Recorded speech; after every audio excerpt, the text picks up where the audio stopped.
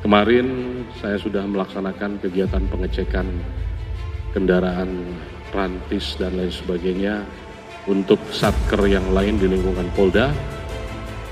Hari ini saya khusus datang ke Makosat Brimob untuk bisa mengetahui bagaimana kondisi kendaraan, kondisi peralatan yang kita miliki pada saat ini.